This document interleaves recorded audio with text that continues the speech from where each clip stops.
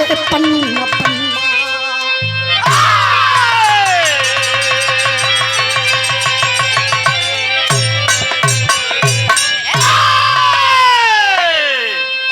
गौर करेंगे बाबू,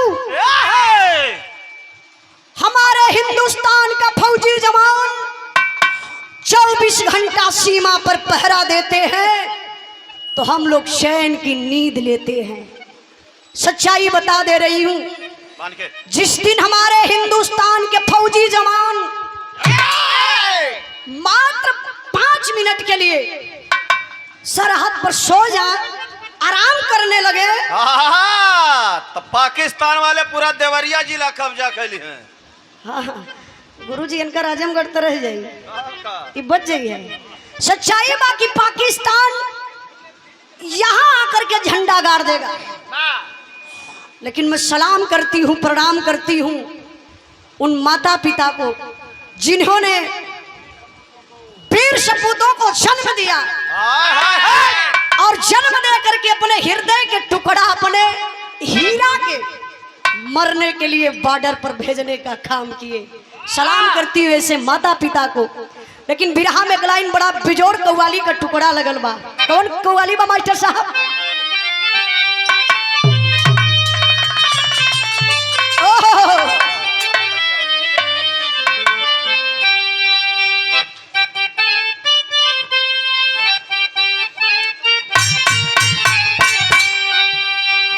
बहे खून मेरा चमन के लिए,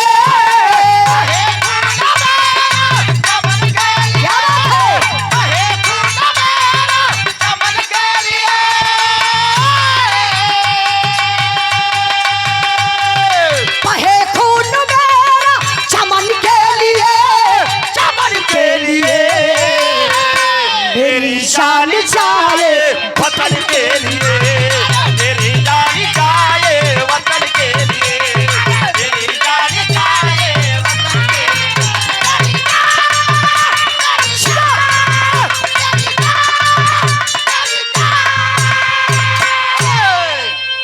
इतना तर्जमा, अरे क्या बात है पक्का मास्टर साहब।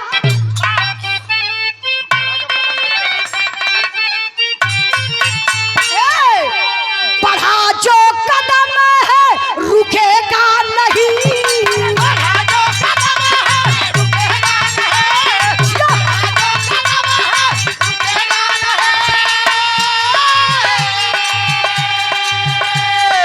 बढ़ा जो कदम है रुकेगा नहीं, रुकेगा नहीं, भले सर कटे पर झुकेगा नहीं, भले सर कटे पर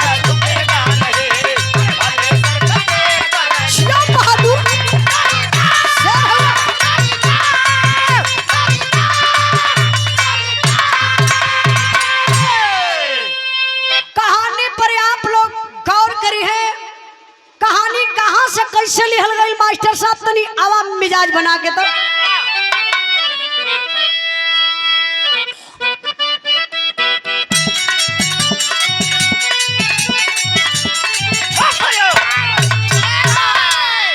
सरहदी जंग पे जो वीर लड़ने आता है, सरहदी जंग पे जो वीर लड़ने आता है, मौत का शहरा अपने शीश पर सजाता है।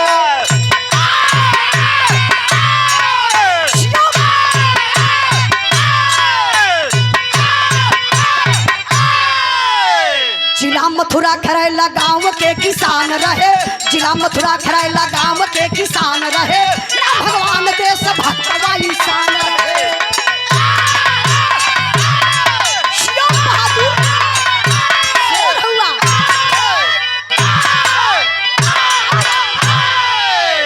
कहानी पर आप लोग ध्यान दिए हैं बाबू, कहानी बहुत दूरे का नहीं खे। चचा कहाँ हो? अभी तो भैंसियों का टाइम ना भइल है, कहाँ जात हुआ? अच्छा ई वाला हवा कहा, जा जा जा जेके भैया ई वाली प्रॉब्लम रहल करा, जब लोग साज बाज बजाला धुन तराना, एकर मतलब का होला वो लोग समझत होंगे। वही तरीके से जहाँ कृष्ण भगवान का जन्म स्थली बा, जिला मथुरा में गांव पड़ेला, जौने गांव का नाम बा खरेला, वही खरेला गांव के रहे वाला एक इंसान किसान जेकर नाम बतावल गल भगवान सिंह यादव। भगवान सिंह का एकलौता बेटा जेकर नाम बतावल गल बाबू हेमराज। हेमराज पढ़ाई लिखाई उनकर बीए का पूरा भइल बा। मनवा में बड़ा उमंग बा कि देश का रक्षक बनूंगा, फौजी जवान बनूंगा। ए भैया समनवा खुली भर्ती निकल गई। और जब भर्ती निकलल बा तो होत का बा बिरहा में कलाइन तर्ज लगल बा। भैया थोड़ा सा मदद और कर देता। जैसे पहले मिलत रहा ना गेन बंद लगा था, हमके बड़ा दिक्कत होता। थोड़ा सा खोला, 1 मिनट हुआ। हेलो,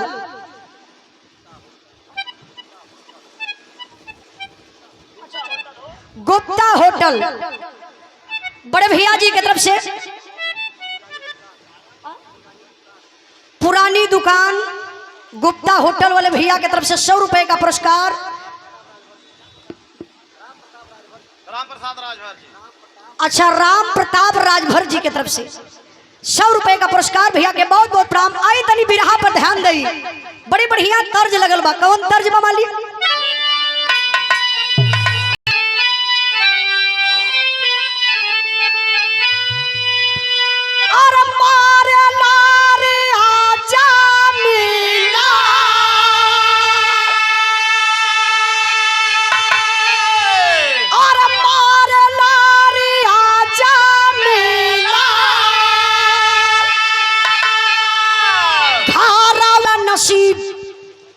हेमराज गईलन वही भर्ती के लाइन में खड़ा हो गईलन।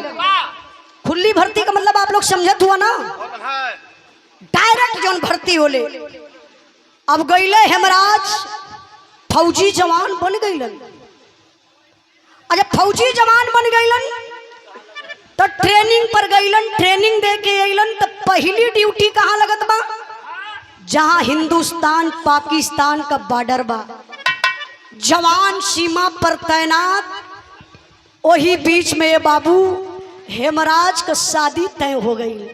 अच्छा देखी, फौजी जवानन का शादी तय करे में कोनो दिक्कत परेशानी ना बा। काहे? 24 कैरेट सोना होलन। अगर कोनो दूसर नौकरी करत हुआ, अगुआ यहाँ देखी है तनी से छोट हुआ तो फेल कर दिए। एक आँख कानी है फेल कर दिए, तनी से हाथ गोड़ टूटल और फेल कर दिए। 24 कैरेट का मतलब फौजी जब फौज में भर्ती होकर जालन तो उनके अंग में, हमके इतना भी पता बा कि है जो गोदनवा दोनों लोग गोदावला टैटू टू बनवावेला, इहो फौजी जवान के शरीर में आप लोग ना पैबा। मतलब इतना 24 कैरेट सोना। अरे भैया खाली चड्ढी जांच होले हो। चड्ढी का जांच? चड्ढियों का जांच होले का? दौड़ के देख ले लोग। अच्छा ओ, अब इनका हम समझली। मेडिकल जांच में शायद चड्ढी जांच होले। इनके जानकारी है, जो बात हम ना जानो वो कि ना बता पाई। अब हेमराज का शादी तय हो गई। एक गीता नाम के लड़की से शादी भी हो गई। भगवान का मर्जी देखा, पहले मिलन में पति पत्नी का पहले मिलन में गीता गर्भवती रह गई, गर्भ रह गल पेट में। धीरे धीरे समय बीतल। जब समय बीतल तो 9वां महीना लगल बा, प्रसव का बेला बा। परिवार में बड़ी खुशी बा। फौजी जवान के छुट्टी मिलल हो, अपने ड्यूटी से घरे आयल हो। 3 दिन बीतल बा और वही 3 दिन में बाबू फौजी जवान के दुल्हन गीता के बेटा पैदा भैल हो। बड़ा खुशी बा, मंगल गीत गवात बा घर में। तब तक सीमा से बुलावा आ गल, हेमराज कुछ फौजियों की जरूरत है, सीमा पर चले आइए। यही है एक फौजी जवान की जिंदगी मेरे बाबू। सारी खुशी को दिल में समेट लेता है फौजी जवान। अगर कल आपका टिकट है मुंबई या दिल्ली कलकत्ता का, तो आप अपन टिकट कैंसिल कर सकला कि हम आज ना 10 दिन के बाद जाई। लेकिन फौजी का नौकरी ऐसन बा, तत्काल बुलावा आयल तो काहे न आजे गौना आयल हो, तुरंत जाए के पड़ी। फौजी जवान ड्यूटी पर गईलन। अब ड्यूटी लगल कहाँ बा? हेमराज के बिरहा में तर्ज बड़ी बिजोड़ लगल बा। एक मिनट तनी बोल रही।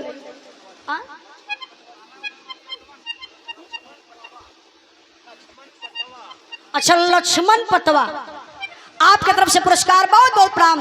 हमारे बिरहा में तर्ज बड़ा बिजोड़ लगल बा। ए तर्ज के स्वर्गीय रामदेव गुरु अपने जमाने में बड़ा लहाई के गावत रहलन। हमरे पापा भी बिरहा गावलन। अब कहाँ गावन भैया? कहे अब तो खाली बैठ के प्याज छीले ने। कदा प्लेट माजा ना। अरे भैया मजा ही परी। काहे बदे? जब लेबर ना रही के माजी। भैया आप लोग बुरा मत मनिए, आई पागल आदमी हुआ। आप लोग कहो यलवा पापा कैसन प्याज छोड़ते हो। पापा हमार होटल बा। कभी भी आप लोग देवरिया से जब बनारस जाली आजमगढ़ होके तो मोहम्मदपुर के आगे जाइए बिंद्रा बाजार बा। बिंद्रा बाजार थाने से कुछ दूरी पर हमार होटल बा। हमारे होटल का नाम बा उजाला ढाबा। वही पहनकर बाप बैठ के प्याज छीले ने। पागल कहीं कर जे भाई गए देख ले। अरे हमार पापा 5-6 जने के रखले हो। वाह, ये उम्र में हो। उमरिया का करी बुढ़ौतिया में कैसे 5-6 जने के रखले बा मेहरारू मेहररुआ आइल कहाँ से है? यही के गाँव से आये हैं। घोर बेइज्जती नहीं भैया। हमार पापा 5-6 जने के रखले का मतलब वर्कर रखले हो। प्याज छोला वाला अलगे, खाना बनावा वाला अलगे, प्लेट धोवा वाला अलगे, झाड़ू पोछा लगावा वाला। तो ऐसा बात आप लोग मत समझिया।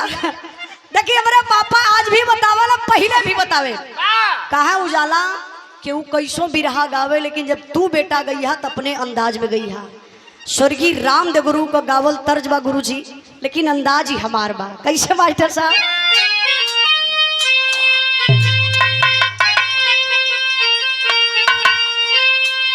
झूलाने का गुजावा और झूलाने का गुजावा और टूटल हो राजा जमनिया से गड़िया छूटल हो राजा।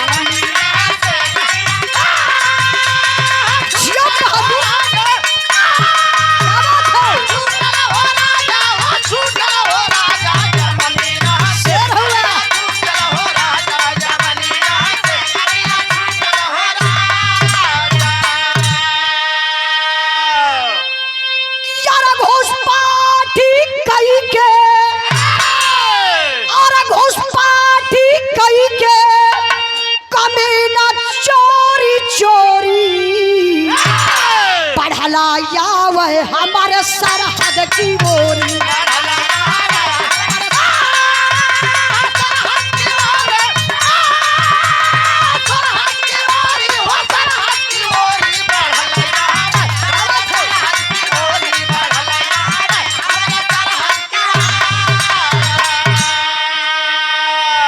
अरे कुछ दूर पर 3 साया दिखाया, झट से जवान हाथ रल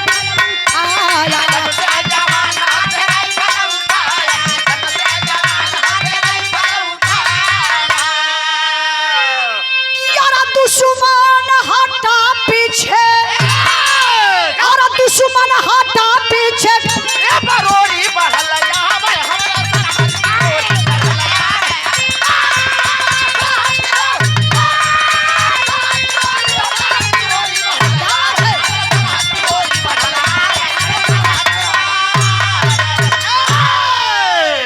बिरहा पर ध्यान दिए बाबू।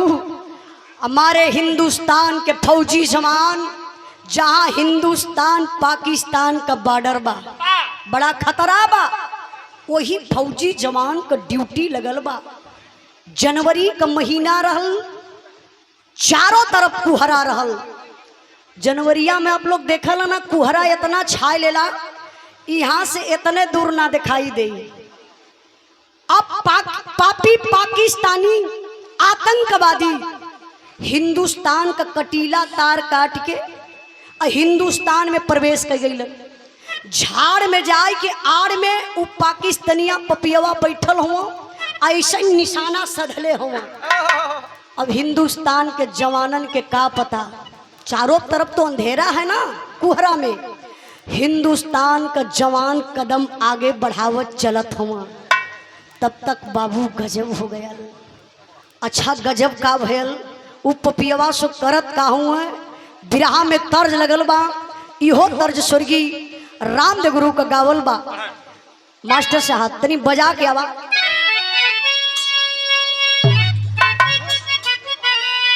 हमरे उमेश भैया के बड़े भाई अवधेश भैया के तरफ से पुरस्कार, बहुत बहुत प्रणाम। कहना बा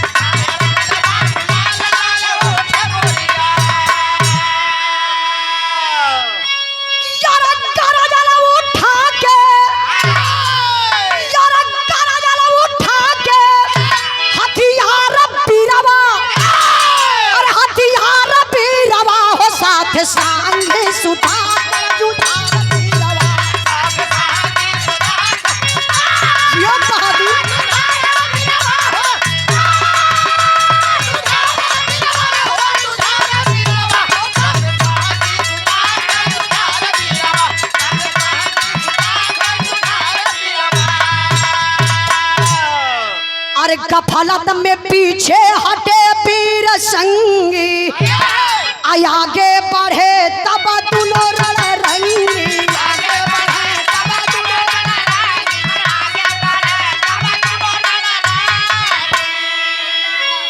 और बुझलो न धोखवा कमार बीरवा, और मार बीरवा हो साथ सांगे सुधा कर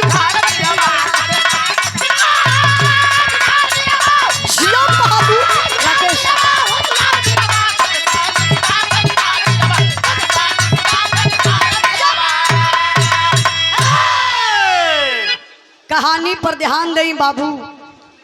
हिंदुस्तान का फौजी जवान कदम तय आगे बढ़ावत हुए, उनके का पता बा, लेकिन ये पपियवा आतंकवादिया वही झाड़ में छुप करके निशाना साध करके बैठे हैं बाबू।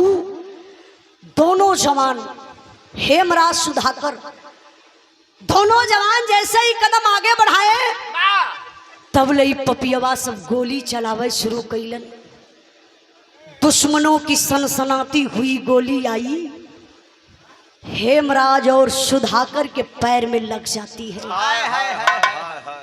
गौर करेंगे बाबू,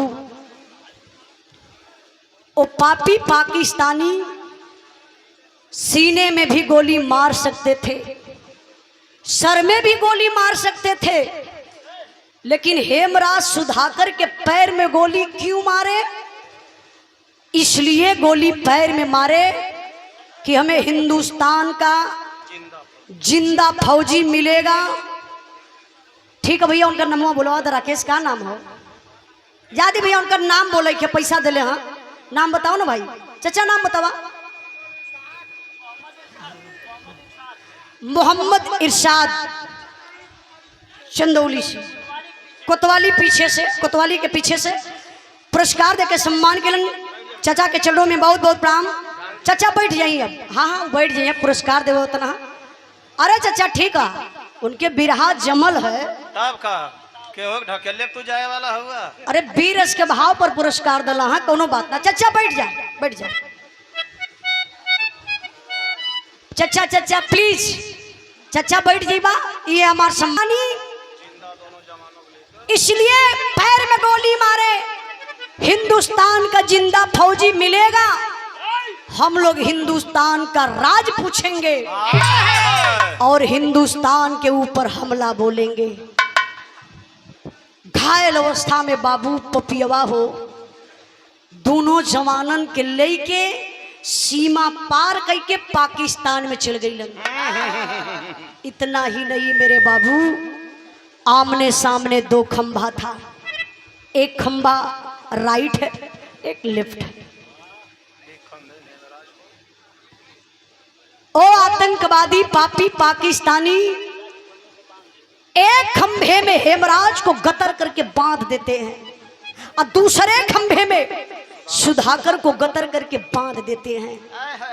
बांधने के बाद देखिए क्या उन पापियों के अंदर दिल नहीं है, दर्द नहीं है, दया नाम की कोई चीज नहीं है।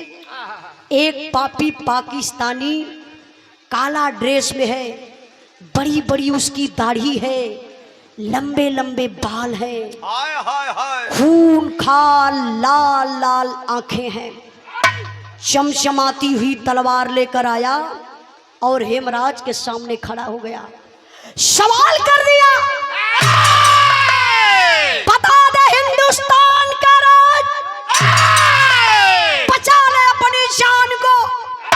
लेकिन बारे हिंदुस्तान का फौजी जवान गरज कर बोला, अरे दोगले की औलाद, हम उस देश के वासी है जिस देश में गंगा बहती है। नहीं बताऊंगा साले हिंदुस्तान का राज, जो करना सो कर ले, मुझे जीने मरने का कोई गम नहीं है। पपियावा कला सरे साला, ये पाकिस्तान है, पाकिस्तान हिंदुस्तान नहीं है जो हिंदुस्तान की गंगा दिखा रहा है। साले तू क्या गंगा दिखाएगा रे? तेरे भारत की गंगा तो मैं दिखा देता हूं कि तेरे भारत में गंगा कैसे बहती है। ये तना कही के भैया हो पपियवा खींच के तलवरिया चलौलस, यह हेमराज का दहिनी बहिने काट लहलस। शरीर का बैलेंस ऐसे झुकल, शरीर से खून निकल के जमीन पर पौटत था जैसे टिबुल से पानी निकलेला।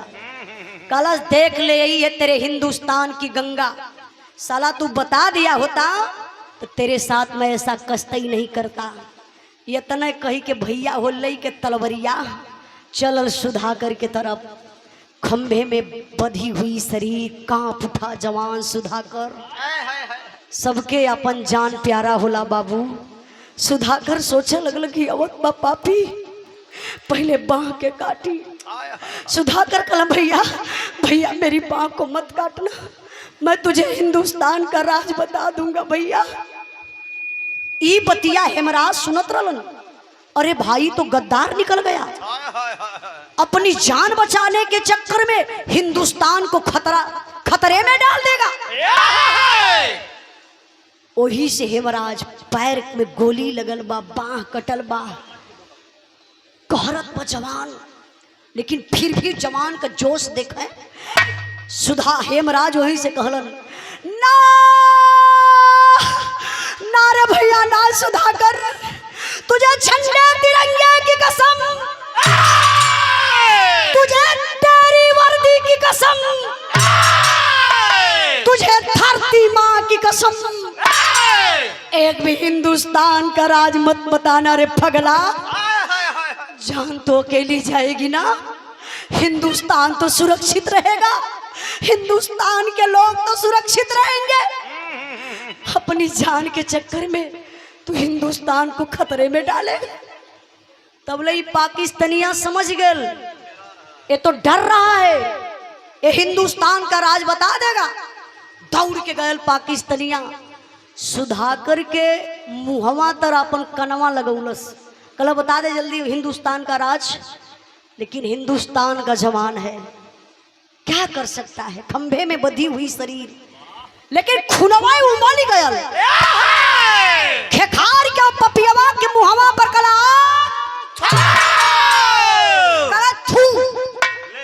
ले, यही है मेरे हिंदुस्तान का राज, जो करना सो कर ले। अब मुझे जीने मरने का कोई गम नहीं है। पाकिस्तानिया कला सरे साला, उससे पूछा हिंदुस्तान की गंगा दिखाया। साला तुमसे पूछ रहा हूं, मेरे मुंह पर थूक दिया रे। ले मेरे हाथ से गिफ्ट ले ले। सनकल पपियवा गुस्सा में लाल, खींच के तलवार मरला सुधाकर का गर्दनिए खचाक से निकल गई। वही नशा में आयल हेमराज का भी गर्दन काट लेलस। इसे फुटबॉल होला, ऐसे मरलस पैर से गर्दनवा इतना दूर पर गयल। ऐसे शरीरिया खंभा में बधली बा, उहे तलवरिया ये बाबू यही पेटवा में डाल के ऐसे खड़े खड़े पेटवा चीर दहलस। दोनों जवानन के, हेमराज का भी सुधाकर का भी।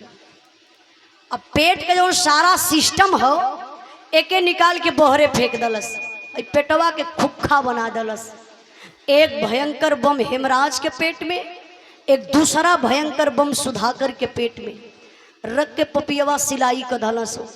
वर्दी पहनाई के रातों रात लसिया लियाई के हिंदुस्तान सीमा में कर गईलन।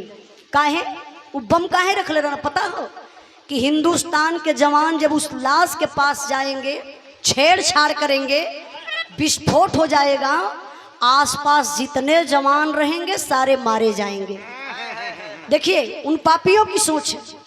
और गर्दन जवान अपने पाकिस्तान में रख ललन, ये कोई काल्पनिक कहानी नहीं है।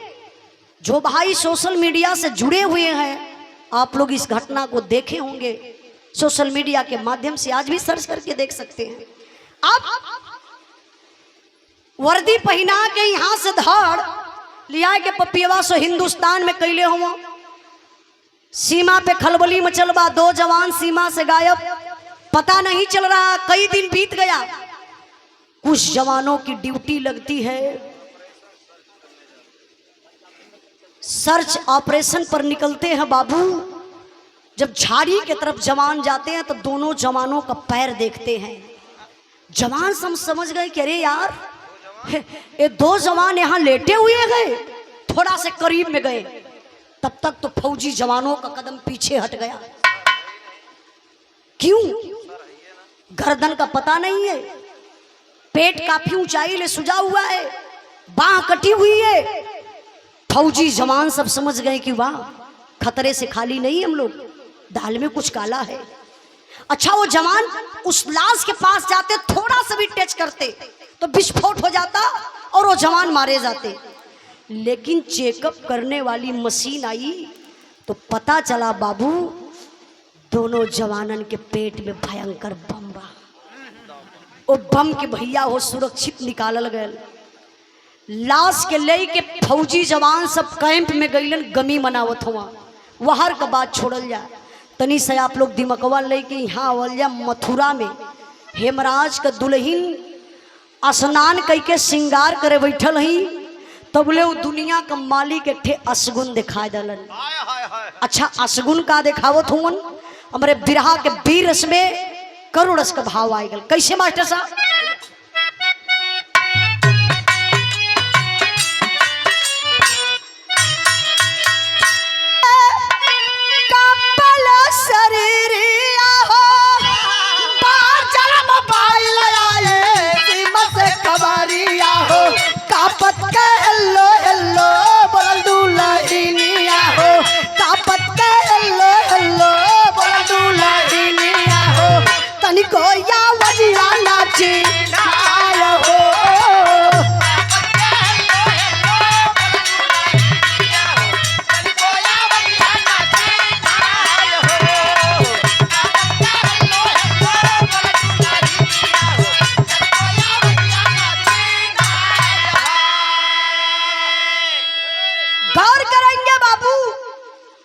दुल्हनिया बेचारी हो श्रृंगार करे बैठल बा, हाथ में सिंदूर का डिबिया लेके यही मंगिया में लगावत बा।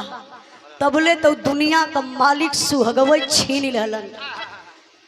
शरीर कापल, हाथ से सिंदूर का डिबिया छूटल, सारा सिंदूर जमीन पर बिखर गल। दुल्हनिया कलेजा पे हाथ रखलस, मालिक के मनावत बा हमारे सोनू के पापा पर कोनो आफत विपत न आवे। मालिक हमार सोनू का पापा जा रहे हैं, सुरक्षित रहे। तबले बाबू हो सीमा से फोन आ ही गया।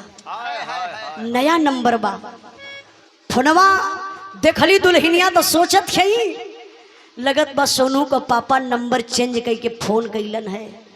पहला वर्ड इहे दुल्हनिया बोलस, हेलो सोनू के पापा। सीमा से आवाज आई, नहीं नहीं नहीं, मैं सोनू का पापा नहीं हूं। हाँ तो आप कौन है? मैं हेमराज फौजी का मेजर बोल रहा हूं। अच्छा अच्छा, तुम कौन हो? सर मैं उनकी मैडम गीता बोल रही हूँ। अच्छा अच्छा बेटा, कोई परिवार में और है क्या? गीता बोली हाँ सर लोग है ना। कल किसी और को फोन दीजिए।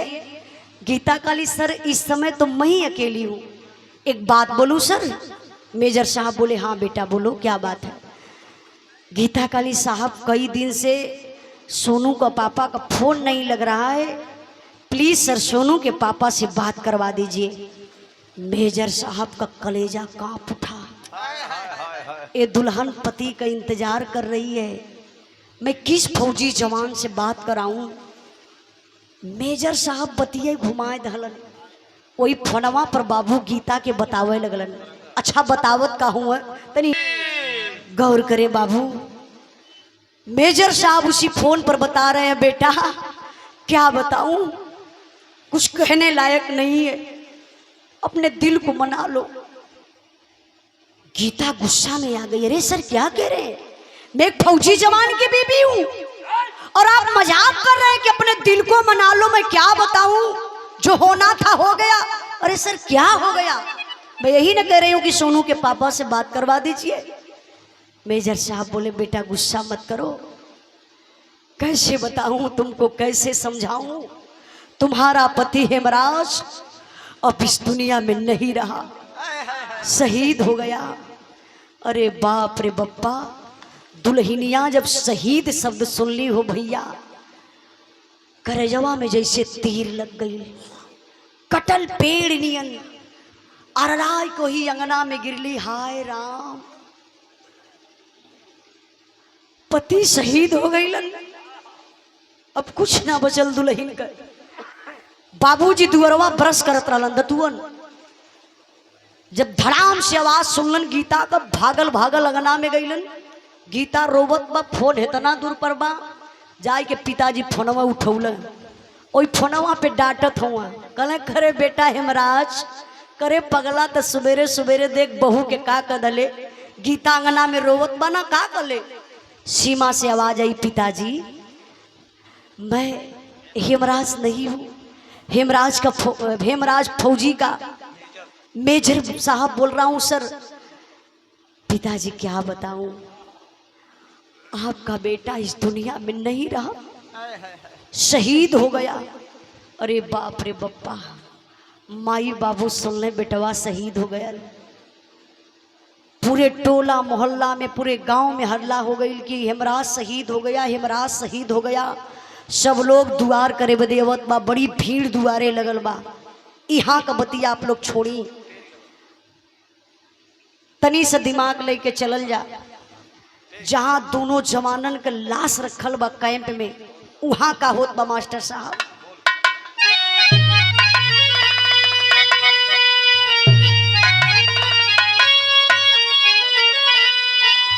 अरे दोनों पीरवन का लसिया दे क्या जवानवा भैया।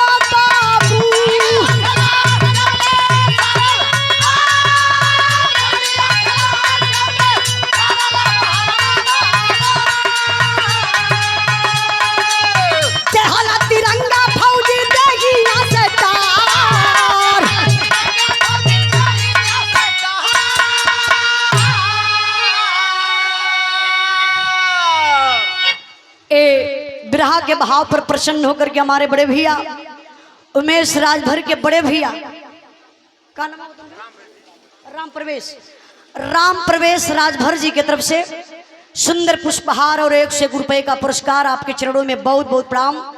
आप लोगों के दिल से बहुत बहुत धन्यवाद जो इतना प्रेम से आप लोग बैठल है। ये गवैया बदे बहुत बड़ा धन बा, यह आशीर्वाद बा।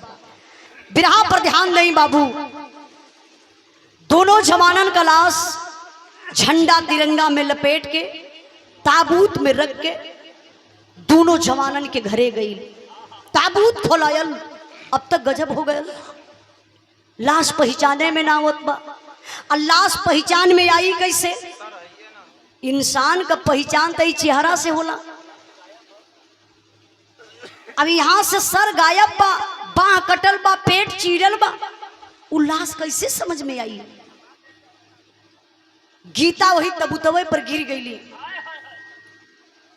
जब लाश के देखली तो हथवा इसे ऊपर कैली, वही भिड़िया में दौड़त है। हे भैया आप लोग मदद करिए, ये मेरे सोनू के पापा की लाश नहीं है। मुझे विश्वास है मेरे सोनू के पापा भी जिंदा है।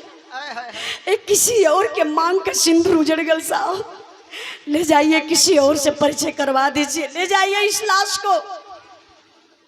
जितनी भिड़िया बा बड़ा लोग कंफ्यूज हो गए। अरे हे गीता का पति शहीद हो गया, ये मजाक समझ रही है, बोल रही कि मेरा पति नहीं है, किसी और का पति है, इस लाश को ले जाइए। तब ले गीता बाबू वही भीड़ के चीरत भागत अपने घरवा के तरफ जाती है। पब्लिक देखत बा, लगत बा गीता का दिमाग फेल हो गल, पागल हो गई। लगत बा जात बा घर में कहीं आत्महत्या न कैले। कुछ लोग गीता के तरफ दौड़त हुआ, गीता सबसे आगे आगे भागल भागल घर में गईली। तो जब घरवा में गईली है बाबू तो कैली का सुनिए दिल से तो कलेजा फट जाई। का कैली? अरे दौड़ क्या फटुआ है मां राज कैली अइली भैया।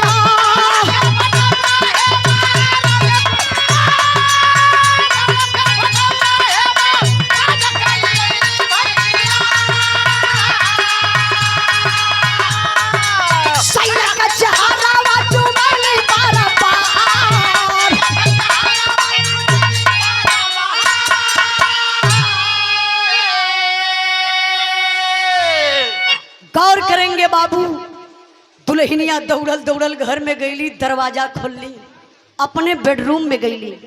वही बेडरूमवा में अपने फौजी सैया का फोटो इतना बड़ा मेढ़ाई के वही देवलिया में टंगले रहली।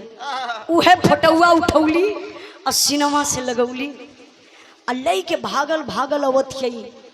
जितनी पब्लिक बा सबके सामने जैसे भिक्षा मांगे कोई अचारा में, वैसे फोटोआ दिखावत ही। देखी ना भैया, देखी ना भैया, ये सोनू का पापा हमें। आप लोग बोले ना भैया, ये सोनू का पापा हमें। जितने प्रशासन के लोग थे, सेना के अधिकारी थे, सबके पास बेचारी वही फोटो लेकर के जाती है। मेरे सोनू के पापा ये हैं, आप लोग इनको खोजिए। बुढ़वा बाप भगवान सिंह यादव बेटवा का लाश लेके बैठल हुआ, अपने बहू के चेहरा पर ताकत हुआ। देखा नदान बहू अपने पति के पहचानत ना बा, लाश पे उठ जाई। यही जमाना का लोग बड़ा मजा ले, पति शहीद हो गल, गीता पहचानलस ना। जमाना के लोग लाश ढोवत हो। पिताजी बुढ़वा बाप गीता के इशारा कह के बोलौना, कहला बेटा इधर आओ। गीता आईली, कहला बेटा तुम नहीं पहचान रही हो ना, ये अपना बेटा है, हेमराज है, ये तुम्हारा पति है।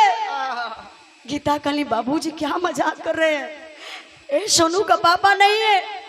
सोनू के पापा रहते तो गर्दन क्या होता, इनकी बाह क्या होती, पेट को कौन चिढ़ता। पिताजी कहना बेटा सुन सुन, यह बाबू पैरवा का न कफनवा बाबूजी हटौले।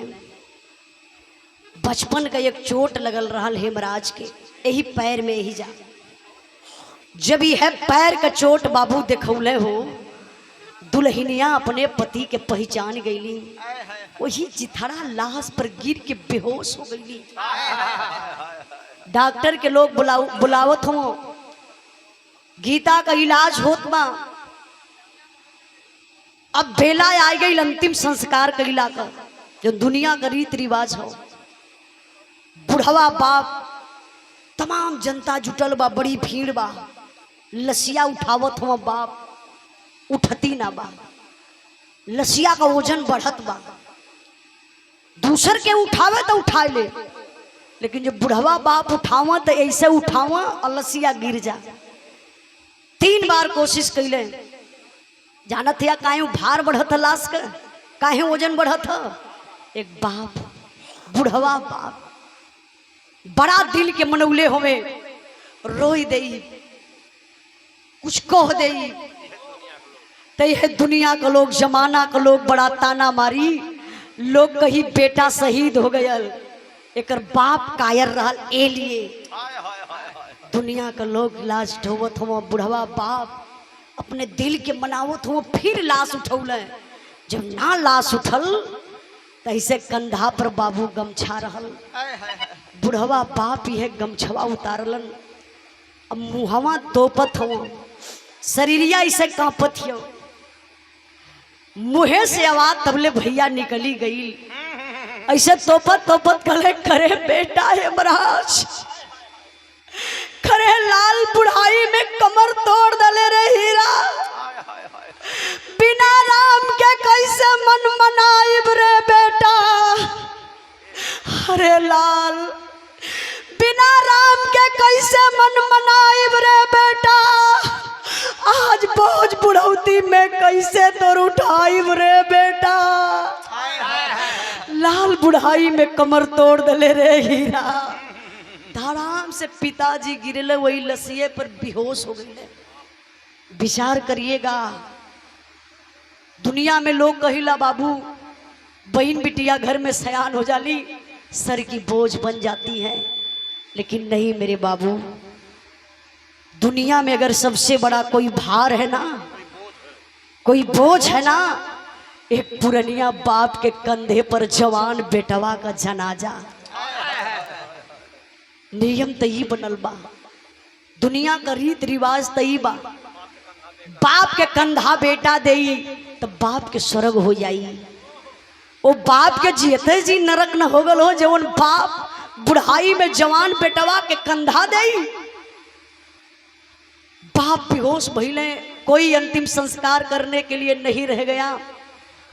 आप लोग जैसन सम्मानित व्यक्ति, गांव के प्रधान, प्रशासन के लोग, सेना के अधिकारी लाश को ले जा करके अंतिम संस्कार तो कर देते हैं, लेकिन दुआर करे बदे तेरे ही बीतल बा।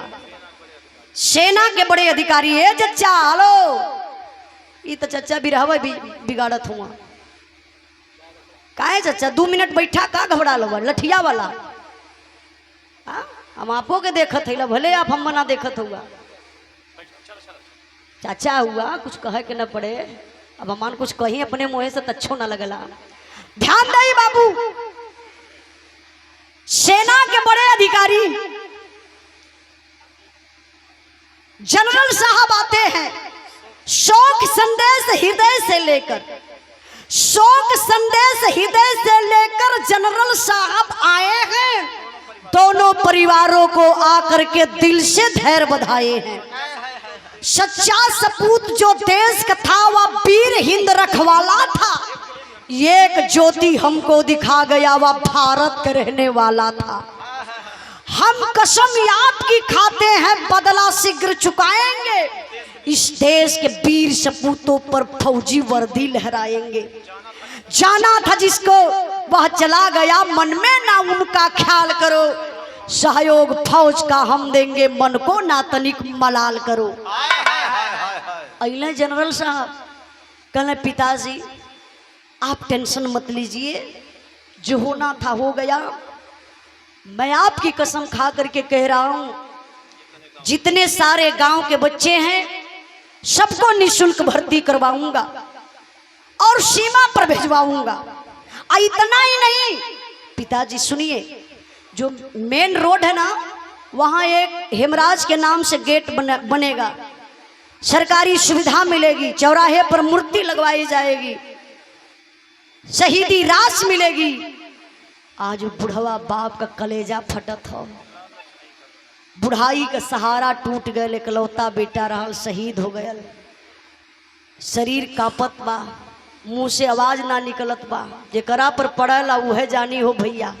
शहीद शब्द सब वही कह दिए, अरे भैया फलाने का लइकवा शहीद हो गल हो, तनको दर्दियों ना आई, खाली कह दिए फलाने का लइका शहीद हो गल। लेकिन शहीद का मतलब वह मतारी से पूछा जो ने माई का आंचल सोन हो गल, वो शहीद का मतलब बताई।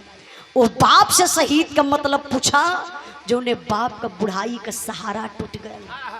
वो भाई से शहीद का मतलब पूछा जो ने भाई का दहिनी बाह कट गई।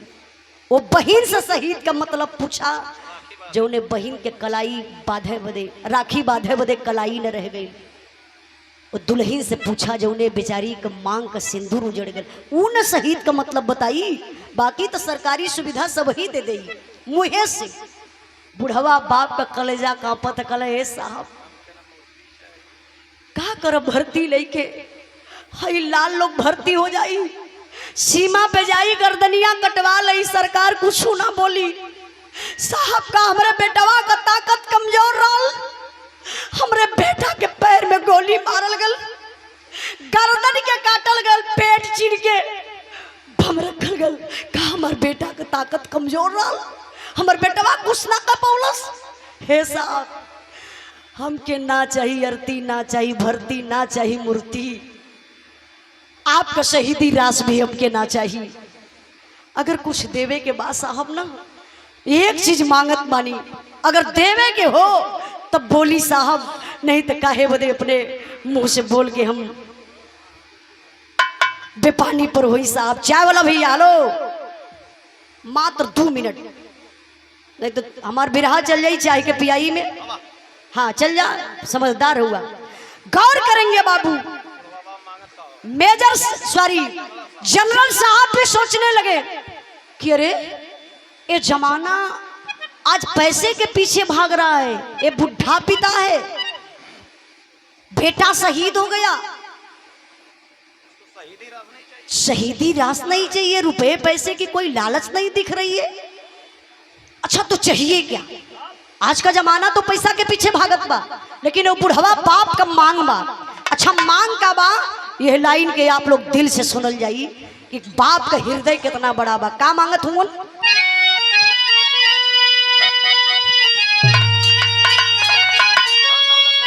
अरे धन दौलत से जाए ना हृदय का पिरवा, साहब जल्दी से मंगा बेटा का सिरवा।